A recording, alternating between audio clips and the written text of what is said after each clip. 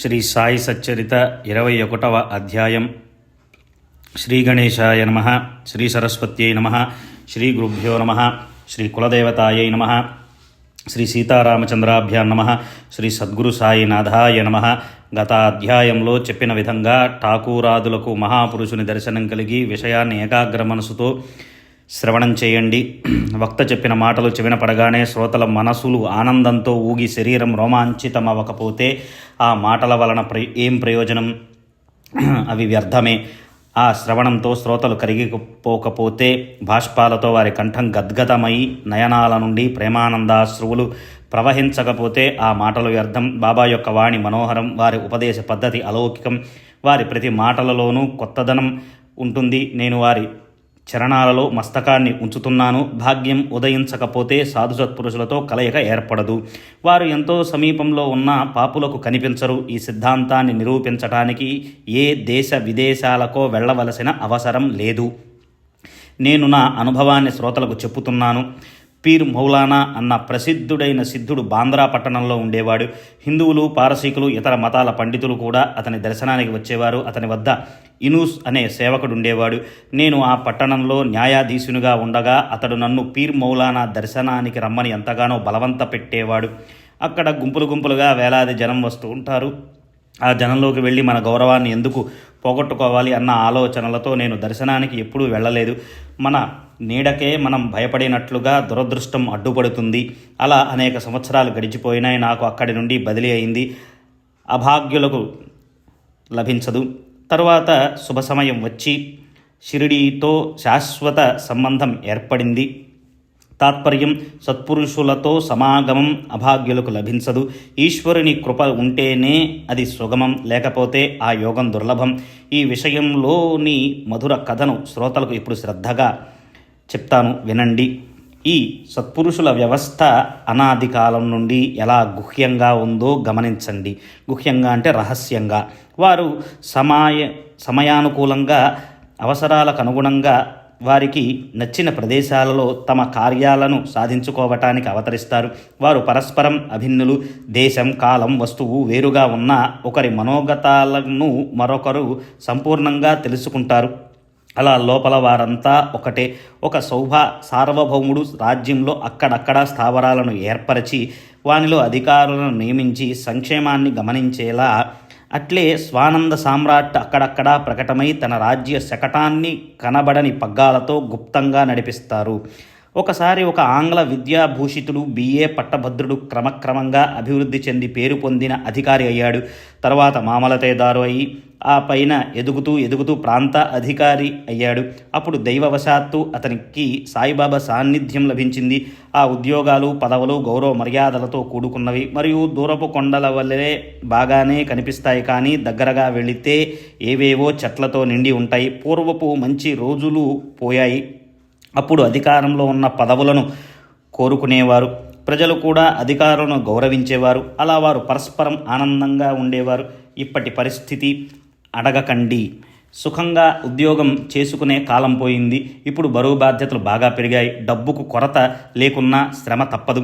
పూర్వం మామలతేదారును ప్రాంతీయ అధికారులను గౌరవించేవారు. బాగా శ్రమపడి ఉద్యోగం చేసిన పదవులకు పూర్వం ఉన్న ఆ వైభవం ఇప్పుడు కనిపించడం లేదు. చాలా డబ్బు ఖర్చు పెట్టి బాగా విద్య అభ్యసించినా అధికార పదవి రాదు. మొదట బిఏ కావాలి, తర్వాత నెలకు 30 రూపాయల జీతంపై గుమస్తా అవుతాడు. ఇది వారి పరిస్థితి. తర్వాత కొండపైకి వెళ్ళి భూమి కొలతలు కొలిచేవారి మధ్యన ఉండి పని నేర్చుకోవాలి. పరీక్ష పాసు కావాలి. అటు పైన ఎవరైనా ఉద్యోగస్తులు స్వర్గస్థులైతే వారి చోటు ఖాళీ అయినప్పుడు ఆ పదవి వస్తుంది. ఇక ఈ ఊకదంపుడు చాలిస్తాను. ఊరికే వ్యర్థంగా వాగటం ఎందుకు? ఒక గృహస్థునికి సాయిబాబాతో ఎలా కలయిక ఏర్పడిందో వినండి. బేలగాం వద్ద వడగాం అనే గ్రామానికి సర్వేయర్లు వచ్చి మకాం వేశారు. ఆ గ్రామంలో ఉన్న ఒక మహాత్ముని దర్శనానికి వెళ్ళి అతని చరణాలపై శిరస్సు నుంచి అతని ఆశీర్వాదాన్ని, అనుగ్రహాన్ని పొందారు. ఆ మహాత్ముని చేతిలో నిశ్చల దాస్ రచించిన విచార సాగర్ అన్న గ్రంథం ఉంది. అప్పుడు అతడు దానిని చదువుతున్నాడు. కొంత సమయమయ్యాక సర్వేయరు వెళతానని చెప్పి బయలుదేరుతుండగా ఆ సాధువు సంతోషంతో ఆ గృహస్థునితో ఏం చెప్పాడో వినండి. సరే, ఇప్పుడు వెళ్ళు, కానీ ఈ గ్రంథాన్ని పఠించు, దానితో నీ మనోభీష్టం తీరుతుంది. బాగా గుర్తుంచుకో, నీవు తరువాత నీ పని మీద ఉత్తర దిశగా వెళ్ళినప్పుడు నీ మహాభాగ్యం వలన దారిలో ఒక మహాపురుషుని దర్శనం కలుగుతుంది. తరువాత మార్గాన్ని నీకు వారు చూపిస్తారు, నీ మనసుకు స్థిరత్వాన్ని కలిగిస్తారు, నీకు ఉపదేశం చేసి ఆత్మజ్ఞానాన్ని కలిగిస్తారు అని చెప్పాడు. ఆ గృహస్థునికి అక్కడ పని ముగిసిన తర్వాత అక్కడి నుండి జున్నారుకు బదిలీ అయింది. నానేఘాడ్ అను కొండను ఎక్కవలసి కష్టం ఎదురైంది. అక్కడ దారి అత్యంత కఠినమైనది. ఏనుబోతు పైన కొండ ఎక్కాలి. ఏనుబోతు ఒక్కటే అక్కడి వాహనం కనుక ఎక్కడానికి దానినే తీసుకొచ్చారు. పెద్ద అధికారి అయితే గుర్రపు బండో లేక మోటారో దొరుకుతుంది. కానీ ఇప్పుడు అతనికి ఏనుబోతుతో తన అవసరం తీర్చుకోవలసి వచ్చింది. నడకతో కొండ ఎక్కడం అశక్యం, ఏనుబోతు తప్ప వేరే సదుపాయం లేదు. అదే నానేఘాట్ కొండ ఎక్కే అపూర్వ వాహనం యొక్క ప్రత్యేకత. ఇప్పుడు ఆ గృహస్థు ఆలోచించి ఏనుబోతుపై జీను వేసి దానిని తయారు చేసుకుని దానిపై శ్రమపడుతూ కూర్చున్నాడు. సవారీ బాగానే ఉన్న ఏనుబోతు వంటి అపూర్వమైన వాహనంపై కొండ ఎక్కటం, ఎగుడు దిగుడు, నేల మూలన కుదుపులకు వెన్నునొప్పి వచ్చింది. ఆ ప్రయాణం ఎలాగో సాగింది. జున్నార్లోని కార్యక్రమం పూర్తయింది. అక్కడ నుండి బదిలీ అయి మకాం మారింది. అతనికి కళ్యాణ్కు బదిలీ అయి నానా చందోర్కర్ను కలుసుకోవడం సంభవించింది. సాయినాథుని కీర్తిని విని వారికి దర్శించుకోవాలని బుద్ధి పుట్టింది. ఆ మరునాడే శుభ సమయం వచ్చింది. నానా చందోర్కర్ షిరిడి యాత్ర ప్రయాణానికి సిద్ధమై నా వెంట నువ్వు కూడా యాత్రకురా. ఉభయులం వెళ్ళి బాబా దర్శనం చేసుకుని వారికి ప్రణమిల్లి అక్కడ 1-2 రోజులుండి తిరిగి కళ్యాణ్కు వచ్చేద్దాం అని చెప్పాడు. కానీ ఆ రోజు ఠాణా పట్టణంలో సివిల్ కోర్టులో ఒక కేసుకు అతడు హాజరు కావలసి ఉండి చందోర్కర్ వెంట వెళ్ళలేకపోయాడు. కేసు విషయం సమర్థులైన సాయి బాబా చూసుకుంటారు, వారి దర్శనం చేసుకోవాలన్న నీ కోరిక తీరుతుంది అని నానా బలవంత పెట్టాడు. కానీ అతనికి అది నచ్చద్దు. కేసు తారీఖు తప్పి పోతుందని అతని భయం. నొసట వ్రాసినది తప్పుతుందా? నానా చందోర్కర్ అతనికి పూర్వపు అనుభవాలను తెలియచేసి సాయి దర్శన కాంక్షను మనసులో ఉంటే విఘ్నాలు పక్కకు తొలగిపోతాయని చెప్పాడు. కానీ అతనికి విశ్వాసం కలగలేదు. అతనికి స్వభావానికి నానా ఏం చేయగలడు? కేసు విషయం ముందు తేల్చుకుని ఆ బాధను వదిలించుకోవాలని అతడు ఠాణాకు వెళ్ళాడు. చందోర్కర్ షిరిడి బయలుదేరి బాబా దర్శనం చేసుకుని వెనకకు తిరిగి వచ్చేశాడు. ఇక్కడ ఠాణాలో జరిగిన వింతను తెలుసుకుందాం ఇప్పుడు. సమయానికి సరిగ్గా ఆ వ్యక్తి కోర్టుకు హాజరు అయిన కేసు మరో తేదీకి వాయిదా పడింది. చందోర్కర్తో వెళ్లే అవకాశం కూడా పోయింది. మనసులో చాలా బాధపడ్డాడు. మనందరి జీవితాల్లో జరిగేటువంటి సంఘటనలే ఇక్కడ కూడా. చందోర్కర్ మాటలను విశ్వసిస్తే బాగుండేది. అతడు తన వెంట షిరిడి తీసుకుని వెళ్ళేవాడు. సాయి దర్శనం చేసుకుని షిరిడీలో ప్రశాంతంగా ఉండేవాడిని. దావా వాయిదా పడింది, సాధు సమాగమం కూడా పోయింది అని తలచి తక్షణం షిరిడి వెళ్ళాలని నిశ్చయించుకున్నాడు. షిరిడీకి వెళ్ళాక నానా నాకు అక్కడ కలుస్తాడో లేదో, అతడైనా సాయినాథునికి నా గురించి తెలియచేస్తాడు. అలా అయితే మనకు ఆనందం కలుగుతుంది. షిరిడీలో నాకు పరిచయస్తులు ఎవరూ లేరు, అందరికీ నేను అపరిచితుణ్ణి. నానా కలిస్తే బాగుంటుంది, కానీ ఆ యోగం ఉన్నట్లు లేదు అని ఆలోచించుకుంటూ రైలు బండిలో కూర్చొని మరునాడు షిరిడీ చేరాడు. కానీ నానా అక్కడ లేడు. అతడు బయలుదేరిన రోజే నానా తిరిగి వెళ్ళిపోయాడు. దానితో నిరాశ చెందాడు. నిరుత్సాహం, చికాకు కలిగాయి. అయితే అతనికి అక్కడ వేరే స్నేహితులు కలిసి సాయిబాబా దర్శనాన్ని కలిగించారు. అతని కోరిక తీరింది. సాయి దర్శనంతో అతని మనసు సాయి చరణాలయందు లగ్నమైంది. సాష్టాంగ దండ ప్రమాణం చేయగా అతని శరీరం పులకాంకితమై కళ్ళలో నుండి ప్రేమాశ్రువులు స్రవించాయి. అలా మనసు స్థిరపడగా త్రికాలగ్నుడైన బాబా మందహాసవదనంతో అతనితో ఏమన్నారో వినండి. కన్నడప్ప చెప్పినట్లుగా ఏనుబోతుపై కొండ ఎక్కడం లాగా ఇక్కడ సులభోపాయాలు లేవు. శరీరం మరగతీయక తప్పదు. ఈ సంకేత పదాలు చెవిలో పడగానే అతని అంతరంగం సంతోషంతో ఉప్పొంగింది. మహాత్ముడు మునుపు చెప్పిన వచనం నిజమని అనుభవమైంది. 2 చేతులు జోడించి సాయి పాదాలయందు శిరస్సును ఉంచాడు. సాయినాథ, నన్ను కరుణించండి, నేను అనాథను, నన్ను మీ ఒడిలోకి తీసుకోండి. మీరే నాకు మహాపురుషులు. నిశ్చల దాసు గ్రంథంలోని ఉపదేశం నాకివాళ బాగా అర్థమైంది. విశిష్టమైన ఆనందాన్ని పొందాను. ఎక్కడి బడగాం, ఎక్కడి షిరిడి, ఎటువంటి సత్పురుషులైన మహానుభావుల జంట వారి ఉపదేశాలు క్లుప్తమైన భాషలో ఉన్నా ఎంత స్పష్టంగా ఉన్నాయి. ఈ గ్రంథాన్ని చదువు. ఒక మహాపురుషుని కలుసుకున్నప్పుడు వారు నీకు తరువాతి కర్తవ్యాన్ని ఉపదేశిస్తారు అని ఒకరు చెప్పారు. అదృష్టవశాత్తు ఆ మహాపురుషుణ్ణి కలుసుకున్నాను. అయితే తానని ఒకరు చెప్పినట్లు పఠించాను. ఇక రెండవ వారు చెప్పినట్లు ఆచరించాలి. అతనితో సాయిబాబా అప్పా చెప్పినది యథార్థం, కానీ దానిని ఆచరించినప్పుడు నీ మనోభీష్టం పూర్తిగా తీరుతుంది అని చెప్పారు. వడగాంలో నిశ్చలదాస్ రచించిన విచారసాగర్ గ్రంథాన్ని పఠించమని, ఆ గ్రంథ పారాయణ తర్వాత ఆచరణను గూర్చి చెప్పారు. ముందు గ్రంథాన్ని శ్రవణం చేసి దానిని మననం చేయాలి. మరల పారాయణ చేస్తూ ఉంటే నిధిధ్యాస కుదురుతుంది. చదివినంత మాత్రాన సరిపోదు. చదివిన దానిని ఆచరణలో పెట్టాలి, లేదా బోర్లించిన కొండపై నీరు గుమ్మరించినట్లవుతుంది. అనుభవ జ్ఞానం ప్రాప్తించనంత వరకు గ్రంథపఠన వ్యర్థం. బ్రహ్మ సంపన్నులైన గురుకృప లేకుండా పుస్తక జ్ఞానం నిష్ఫలం. ఈ విషయంలో భక్తిలోని యథార్థ మరియు పురుషార్థం యొక్క ఆవశ్యకతను తెలియచేసే ఒక చిన్న కథను శ్రోతలు తమ శ్రేయస్సుకే వినండి. ఒకసారి అనంతరావు పాటన్కర్ అనే పూణే పట్టణ వాసి అయిన ఒక వ్యక్తి సాయి దర్శనం కలగాలనే ఉద్దేశంతో షిరిడీకి వచ్చాడు. అతడు వేదాంతాన్ని బాగా శ్రవణం చేశాడు. ఉపనిషత్తుల గ్రంథాల్లో టీకాతో సమూలంగా చదివాడు. కానీ అతని మనసు ఎల్లప్పుడూ చంచలంగా ఉండి అతనికి ప్రశాంతత లేకుండా పోయింది. సాయి సమర్థుని దర్శనం చేసుకున్న పాటకర్ కళ్ళు తృప్తి చెందాయి. బాబా పాదాలకు అభివందనం చేసి యథాశక్తి పూజ చేశాడు. తర్వాత చేతులు జోడించి బాబా సుముఖంలో కూర్చొని అనంతరావు ప్రేమగా దీనంగా అడిగాడు, నేను అనేక గ్రంథాలను చదివాను, వేదాంగాలను ఉపనిషత్తులను అధ్యయనం చేశాను, శాస్త్రాలను పురాణాలను శ్రవణం చేశాను, కానీ మనసుకు శాంతి కలుగలేదు. ఎందుకు? చదివినదంతా వ్యర్థమైపోయింది. నాకంటే ఏ చదువు లేని భక్తులు నయం అని ఇప్పుడు అనిపిస్తోంది. గ్రంథావలోకనం వ్యర్థమైంది, శాస్త్ర పరిశీలన వ్యర్థం, సకల పుస్తకాల జ్ఞానం మనసుకు ప్రశాంతత చేకూర్చలేకపోతే వ్యర్థమే కదా. శాస్త్ర ఉత్పత్తిని తర్కించడంలో ఏముంది? మహావాక్యాలను మరల పఠించడం ఎందుకు? వీనితో మనసుకు శాంతి లభించకపోతే ఇక బ్రహ్మజ్ఞానం ఎందుకు?